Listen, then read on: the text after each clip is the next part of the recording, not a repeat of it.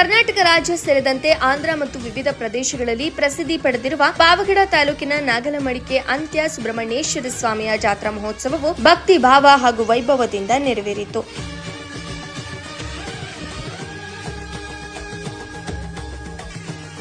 ಮಧ್ಯಾಹ್ನ 12:20ಕ್ಕೆ ಅಭಿಜಿತ್ ಮೀನಾ ಲಗ್ನದಲ್ಲಿ ನಡೆದ ಬ್ರಹ್ಮರಥೋತ್ಸವಕ್ಕೆ ಪಾವಗಡ ಶಾಸಕ ಎಚ್.ವಿ. ವೆಂಕಟೇಶ್ ಚಾಲನೆ ನೀಡಿದರು. ಅಪರ ಜಿಲ್ಲಾಧಿಕಾರಿ ಡಾ. Thippeswamy, SP K V. Ashok, ASP K. Purushottam, ಮಾಜಿ ಸಚಿವ ವೆಂಕಟರಮಣಪ್ಪ, ಮಧುಗಿರಿ ಎಸಿ ಗೋಟೂರು ಶಿವಪ್ಪ, ತಹಶೀಲ್ದಾರ್ ವೈ. ರವಿ ಸೇರಿದಂತೆ ಅನೇಕ ಗಣ್ಯರು ಭಾಗವಹಿಸಿದರು. ಸಾವಿರಾರು ಭಕ್ತರು ರಥದತ್ತ ಬಾಳೆಹಣ್ಣು ಎಸೆದು ಇಷ್ಟಾರ್ಥಗಳ ಸಿದ್ಧಿಗಾಗಿ ಪ್ರಾರ್ಥಿಸಿದರು. ಇದಕ್ಕೂ ಮೊದಲು ವಿಶೇಷ ಹೋಮ ಹವನಗಳು ಹಾಗೂ ಪೂರ್ಣಾಹುತಿ ನಡೆಯಿತು. ವರದಿ ನಂದೀಶ್ ನಾಯಕ್, ಶ್ರೀ ಟಿವಿ ನ್ಯೂಸ್, ಪಾವಗಡ.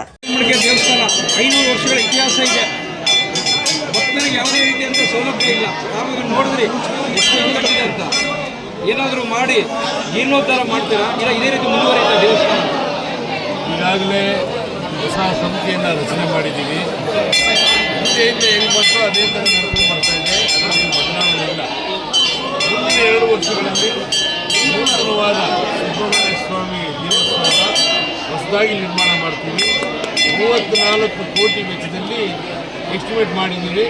ಅತಿ ಶೀಘ್ರದಲ್ಲಿ ಟೆಂಡರ್ನ ಕಳಿಸ್ತೀವಿ. ಹೊಸ ಸಮಿತಿನೂ ರಚನೆ ಆಗಿದೆ. ಈಗಾಗಲೇ ಪೊಲೀಸ್ ವೆರಿಫಿಕೇಷನ್ ಎಲ್ಲ ಹೋಗಿದೆ. ಹೊಸ ಸಮಿತಿ ರಚನೆ ಆದಮೇಲೆ ಸಂಬಂಧಪಟ್ಟ ಅಧಿಕಾರಿಗಳು ನಾವೆಲ್ಲ ಕೂತು ಎಸಿ ಅವರಿದ್ದಾರೆ ಎಲ್ಲರ ಸಮ್ಮುಖದಲ್ಲಿ ಚರ್ಚೆ ಮಾಡಿ ಆದಷ್ಟು ಬೇಗ ಡೆಮಾಲಿಷನ್ ಪರ್ಮಿಷನ್ ತಗೊಂಡು ಡೆಮಾಲಿಷನ್ ಮಾಡಿ 2 ವರ್ಷದಲ್ಲಿ ನೂತನವಾದ ಸುಬ್ರಹ್ಮಣ್ಯ ಸ್ವಾಮಿ ದೇವಾಲಯವನ್ನು ನಿರ್ಮಾಣ ಮಾಡ್ತೀವಿ.